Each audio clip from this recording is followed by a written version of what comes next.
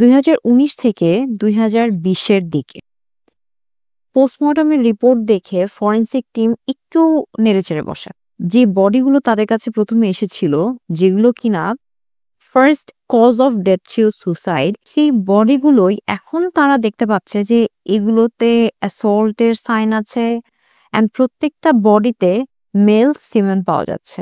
এবং এই বডিগুলো দেখে মনে হচ্ছে যে এই বডিগুলোর সাথে রেপ করা হয়েছে।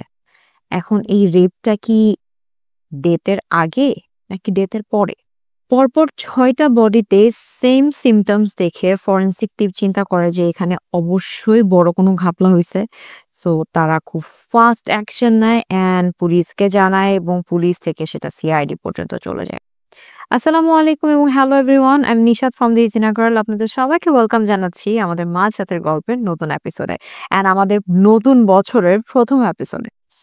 I hope আপনারা সবাই ভালো আছেন। To my old subscriber, thank you so much guys for like staying with me for so long, and to my new subscribers, thank you guys. But আপনাকে জানিয়ে দিচ্ছি আমাদের এই মাঝরাতের গল্পে কিন্তু আমরা ট্রু কেস, ডকুমেন্টারিজ, মিস্ট্রি, বিভিন্ন গ্রাফিক্স ডিটেইলস নিয়ে কথা বলি। সো আপনার কাছে যদি এগুলো একটু সংবেদনশীল মনে হয়, I will request you to skip this video.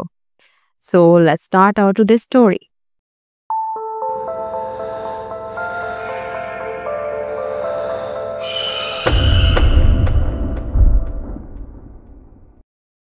The medical কলেজে 2019 থেকে 2020-এর মধ্যে কিছু বডিজে ফরেনসিক টিম একটু উল্টাপাল্টা জিনিস খেয়াল করে।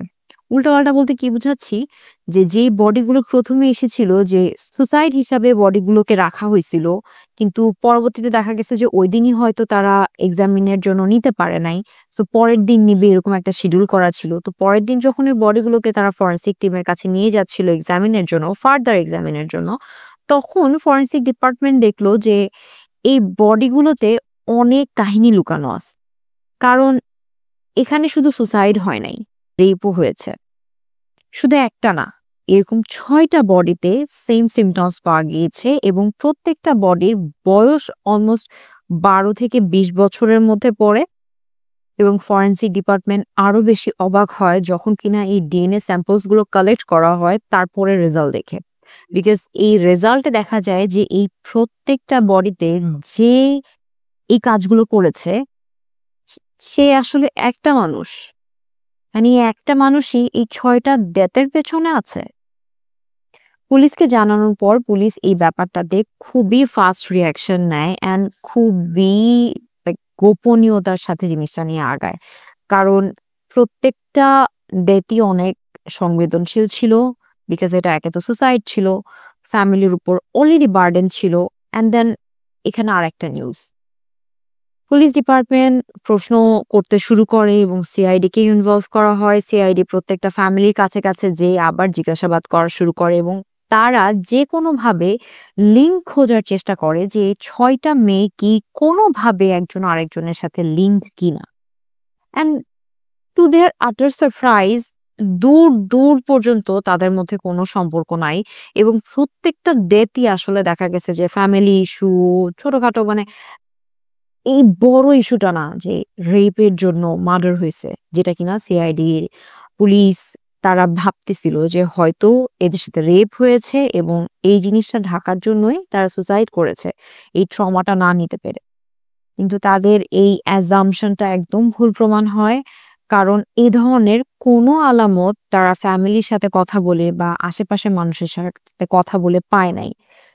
এখন তাদের মাথায় আসে যে জিনিসটা আর কি তারা আই থিঙ্ক সবাই প্রে করতেছিল যাতে এই জিনিসটা না হয়, কিন্তু এখন তাদের মাথায় আসে যে তাহলে কি মারা যাওয়ার পরে এই জিনিসটা তাদের সাথে হয়েছে। অ্যান্ড এই ব্যাপারটা জাস্ট পড়ার সাথে সাথে আমার মাথায় গাঙ্গুবাইয়ের একটা ডায়লগ মাথায় আসছে যে যখন নাকি ওদের আম পতিতালয়ের ওই যে একজন মারা যায় অ্যান্ড দেন বলে যে ওর পাটা বেঁধে দিতে অনেক জোরে, বিকজ ডেড বডি দেখলেও নাকি মানে মেয়ে হইলেই জাস্ট জাস্ট যে মেয়ে হইলেই হইল। তো যাই হোক, তারা এখন প্ল্যান করে যে সোহরাওয়ার্দী মেডিকেল মর্গে তারা এই জিনিসটা দেখাশোনা করবে।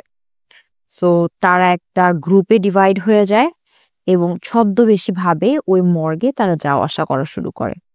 ১ম দিন তারা ওই মর্গে যায়, সবকিছু দেখে। তারপরের দিন আবার তারা একটা বেশ ধরে যায়। এমন একটা বেশ যে তারা খুব আ traumatized and depressed, কারণ তারা তাদের একজন রিলেটিভের বডি খুঁজতেছিল বাট বডি পাচ্ছিল না। তো তারা খুবই কান্নাকাটি করতেছিল অ্যান্ড ওখানে যেয়ে খুব সিন ক্রিয়েট করতেছিল। তখন মর্গে যে পাহারাদার ছিল উনি আগায় আসে অ্যান্ড উনি বলে যে, "কি হইছে?" তখন তারা জিজ্ঞেস করে যে তাদের একটা রিলেটিভ মারা গিয়েছে বাট তার বডিটা পাচ্ছে না। সো কোনো বেয়ারিশ লাশ এসেছে কিনা তারা একটু শনাক্ত করতে চাচ্ছে। তখন যে দারোয়ান ছিল সে বলছে যে, "না, এরকম কোনো বডি আসে নাই। আপনারা আজকে চলে যান।" তারপরে তারা কোনোভাবে আরকি কনভিন্স করার ট্রাই করে যে তাদের সাথে যাতে আরো কথা হয়। কিন্তু সে বলে যে, "না, আজকে কোনো লাশ আসে নাই। ভাই তোমরা এখান থেকে বিদায় হও।" এই সেইম ব্যক্তিগুলা পরের দিনও আসে, তারপরের দিনও আসে, তারপরের দিনও আসে। এরকম বারবার যখন আসছে তখন এই মর্গের যে গার্ড মুন্না, তার সাথে এই গার্ডের সাথে তাদের একটা ভালো আন্ডারস্ট্যান্ডিং তৈরি হয়ে যায়। তারা আসে এই উছিলায় যে তারা বডিটা পাবে কিনা। প্রতিদিনই তাদেরকে বলে যে আসলে তো নাই, বডি আসে নাই, কোনো বেওয়ারিশ লাশ আসে নাই। তো এরকম করতে, করতে তাদের সম্পর্ক ভালোই হয়ে যায়। মানে একজন আরেকজনের সাথে ভালোই কথাবার্তা হয়। তো এমন একটা পর্যায়ে একদিন মুন্না আ তার ওই ২ জনকে নিয়ে, মানে ওই ২ পুলিশ অফিসার্স যারা কিনা ছদ্মবেশী, তাদেরকে নিয়ে চা খাইতে যায়। অ্যান্ড যখন তারা চা খাচ্ছিল তখন ওই ২ জন অফিসার মুন্নার একটা ডিএনএ স্যাম্পলস, লাইক একটা স্যাম্পলস আরকি কালেক্ট করে ডিএনএ টেস্ট করার জন্য। কারণ তাদের প্ল্যান ছিল এবং তাদের একদম দৃঢ় বিশ্বাস ছিল যে হয় মুন্না কালপ্রিট অথবা মুন্না জানে কি হইছে। যেহেতু সে পাহারাদার এবং তারা দেখছে যে রাতের ওই টাইমটাতে মুন্না একাই থাকে এই মর্গে। সো হয় সে দেখছে অথবা সেই কালপ্রিট। সো এই ডিএনএ স্যাম্পলসটা নিয়ে যদি ম্যাচ হয় তাহলে সে কালপ্রিট, আর যদি ম্যাচ না হয় তাহলেও সেই কালপ্রিট, বিকজ সে কিছু না কিছু হলেও জানে। ফরেনসিক ডিপার্টমেন্টের কাছে এই ডিএনএ স্যাম্পলসটা চলে যায় এবং দ্যাটস আ ম্যাচ। ওই ৬ টা বডিতে যেই মেল সিমেন পাওয়া গিয়েছে, ওই মেল সিমেন এবং মুন্নার যে স্যাম্পলস, এই দুটো ম্যাচ খেয়ে যায়। অ্যান্ড তার মানে পুলিশ এবং সিআইডি টিম যেটা সাসপেক্ট করতেছিল যে, যেটা কিনা আনস্পিকেবল অ্যাকচুয়ালি, যে মুন্না আসলে এই ডেড বডি গুলোর উপরে, আমি জানি না কিভাবে আমি এই ওয়ার্ডটাকে, এই ডেড বডি এবং এই ওয়ার্ডটাকে একসাথে করব, রেপ, বাট মুন্না এই ডেড বডি গুলোকে রেপ করছিল এমন একটা সিচুয়েশনে যেখানে এই বডিগুলোর আসলে কোনো পাওয়ারই নাই তাদের নিজেদেরকে ডিফেন্ড করতে। ২০ নভেম্বর ২০২০-এ তাকে অ্যারেস্ট করা হয় এবং তাকে প্রশ্ন করার জন্য স্টেশনে নিয়ে আসে এবং তাকে প্রশ্ন করার জন্য নিয়ে আসা হয়। এখন মুন্না এটাই বুঝতে পারতেছিল না যে সে আসলে ভুল কি করছে। কারণ মুন্নাকে যখন জিজ্ঞেস করা হয় যে, "তুমি এগুলা কেন করছো?" মুন্নার আনসার ছিল, "কারণ মেয়েগুলো সুন্দর ছিল।" অ্যান্ড মুন্না আরো বলে যে, "আমি যে কাজটা করছি সেটা কি কারো ক্ষতি হইছে? কারণ এগুলা তো ডেড বডি ছিল। তো আমি যে কাজটা করছি এটাই কি কোনো ভুল হইছে? কারো কোনো ক্ষতি হইছে?" সো মুন্না এটাই বুঝতে পারতেছিল না যে অ্যাকচুয়ালি ওর ফল্টটা কোথায়। মুন্না খুবই আম দরিদ্র ফ্যামিলি থেকেই বিলং করে বলতে পারেন এবং ক্লাস ৫ না ৬ এ যেন সে স্কুল ছেড়ে দেয় এবং কাজের জন্য চলে আসে ঢাকায়। ঢাকায় সোহরাওয়ার্দী মর্গেই তার চাচা কাজ করত একজন গার্ড হিসাবে। তো সে ছোটবেলা থেকেই এই ডেড বডিজ, মর্গ এই ব্যাপারগুলোর সাথে খুবই পরিচিত। ১৭ বছরের মধ্যে আরকি এই মর্গর সব ইম্পোর্টেন্ট কাজগুলো, বডি আসা, বডি রিসিভ করা, বডিকে পরবর্তী স্টেপস এর জন্য রেডি করা, এসব কিছুর সাথে সে খুবই ইউজড টু এবং তাকে এই মর্গর চাবিও দিয়ে দেওয়া হয় বিকজ সে ভালোই কাজ করতেছিল। কিন্তু তারপরেই শুরু হয়ে যায় প্রবলেম। লাইক ১৮ র দিকেই সে ড্রাগস এর প্রতি অ্যাডিক্টেড হয়ে যায়। অ্যান্ড যখন সে এই ড্রাগস নেওয়া স্টার্ট করে তখন তার মধ্যে আরেকটা বাজে অ্যাডিকশন আসে। সেটা হচ্ছে ওই যে বলে না, আ কি বলে ওটাকে, একটা খুব বাজে একটা গালি যে মেয়ে কি যেন? আমার মনে পড়তেছে না গাইস, যদি আপনাদের জানা থাকে তাহলে আমাকে একটু কমেন্টে জানাবেন। আমার মনে পড়তেছে না কি যেন এই গালিটা। যাই হোক, সে হচ্ছে এই অ্যাডাল্ট ফিল্মের প্রতি তার খুব ঝোঁক বেড়ে যায়। এখন সে দেখে যে এই মর্গে রাতের বেলা অনেকগুলা ডেড বডি ছাড়া আর কেউ নাই। আর এই ডেড বডি গুলোর উপর যাই করা হোক না কেন, এরা তো আর নিজেদেরকে ডিফেন্ড করতে পারবে না। তার এই কনফেশন শুনে পুলিশও খুব অবাক হয়ে যায় যে মুন্না তো আসলে বুঝতেই পারতেছে না যে ও আসলে ফল্ট কি করছে। তো সে যখন বলে যে রাতের বেলা তো ওই ডেড বডিজ গুলো ছাড়া আর কিছুই নাই। সো আমি ভাবছি যে আমার যে আর্জটা সেটা আমি বডিগুলোর উপর দিয়েই চালাই যাই। কারণ এরা তো ডিফেন্ড করতে পারবে না। অ্যান্ড অফ কোর্স এখানে ক্ষতি কার কি হচ্ছে। সো সে এই ২০১৯ থেকে ২০২০ এর মধ্যে তার কথায় যে সে ১০ থেকে ১২ বার এরকম ডেড বডিজ এর সাথে ফিজিক্যাল ইন্টারকোর্স এ আ ইনভলভ হয়। কারণ বডিজ গুলো নিজেদেরকে বাঁচানোর জন্য কিছু করতে পারে না। তার সবকিছু বিবেচনা করে আসলে আমি জানি না মানে আমার কাছে মনে হয়েছে যে of course he is a sick person and এটা কিন্তু বাংলাদেশের একটা ওয়ান অফ দ্য ফার্স্ট বলতে পারেন নেক্রোফেলিয়ার কেস। এর আগের কোনো কেস আমার চোখে আসে নাই। এটা অনেক আগে আমি নিউজে আসছিল। তখনও আমি এরকম স্টোরিজ কভার করি না। বাট আমার জিনিসটা এখনো vividly মনে আছে এই কেসটা। যাই হোক অনেকদিন পরে সাহস জোগায় কেসটা নিয়ে কথা বলছি। তো যাই হোক তারই সবকিছু বিচার বিবেচনা করা হয় এবং ফাইনালি তাকে খুব শর্ট টাইমের মধ্যে তার কেসের যে শুনানি এটা শোনানো হয়। কারণ আমাদের দেশে তো মুসলিম জনসংখ্যা অনেক বেশি। আর ডেথ ব্যাপারটা আমাদের কিন্তু ভালোই অনেক লাইক রেসপেক্ট এর সাথে একেকটা ডেড বডিজ বা যে কেউ যখন চলে যায় তাদেরকে বিদায় জানানো হয়। সো এটার উপরে এই ধরনের একটা জিনিস এটা সবার কাছেই অনেক অবাককর লাগে যে এটা আমার দেশে হইছে, লাইক বাংলাদেশে হইছে।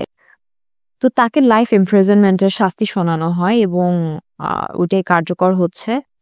So yes that's the case of Suhrawardy morgue, যেখানে কিনা ৬ টা ডেড বডির সাথে অবিচার করা হয় বলতে পারেন। কারণ তাদের তো এই পাওয়ারই নাই মুখ ফুটে বলার যে তাদের সাথে কি হচ্ছে না হচ্ছে। কারণ ডেড বডিজ ক্যানট টক। তার একটা প্যাটার্ন ছিল। সে সবসময় সুসাইড ভিকটিমস যারা তাদেরকে চুজ করত।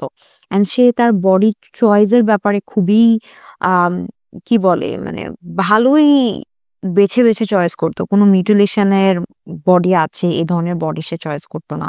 এবং তার যে বডিজ গুলো চয়েস হয়েছে বা যে বডিজ গুলোর সাথে সে এইসব কাজ করছে তারা সবাই নাকি অনেক সুন্দর ছিল। এটা তার কথায় যে বডিজ গুলা এই মেয়েগুলা সুন্দর ছিল। সো সে হচ্ছে ১২ থেকে ২০ বছরের মধ্যে তার মর্গে যেই সুসাইড ভিকটিমস গুলো আসতো তাদের সাথে সে এই কাজগুলো করত। অ্যান্ড ফাইনালি তো তাকে লাইফ ইমপ্রিজনমেন্ট দেওয়া হয়। কিন্তু আমার কাছে মনে হয়েছে যে তার মেন্টাল ট্রিটমেন্ট দরকার। So yes that's it. Like that's the story of Suhrawardy medical morgue. অনেক ছোট একটা কাহিনী বাট এটা অনেক ইনটেন্স একটা কাহিনী। আমার কাছে অনেক ভয় লাগছে কাহিনীগুলো শোনার পরে। তো আপনার কাছে কেমন লাগছে অবশ্যই আমাকে জানাবেন কমেন্টে। অ্যান্ড যদি কোনো ইনফরমেশন আপনার জানা থাকে যেটা আমার জানা নাই অবশ্যই আমাকে কমেন্টে জানাবেন। And thank you so much guys for listening me again. I hope আপনার পছন্দ হয়েছে আজকের story. To my old subscriber, thank you so much guys. And to a new subscriber, I hope you like today's story. And যদি আপনার friends বা আপনার family এই ধরনের ট্রু স্টোরিজ, ক্রাইম স্টোরিজ শুনতে পছন্দ করে অবশ্যই শেয়ার করতে ভুলবেন না। And আপনার যদি কোনো স্টোরি পছন্দ থেকে থাকে যেটা আমার কাছে শুনতে চাচ্ছেন কমেন্টে জানিয়ে দিবেন। I hope to see you guys soon. আল্লাহ হাফেজ।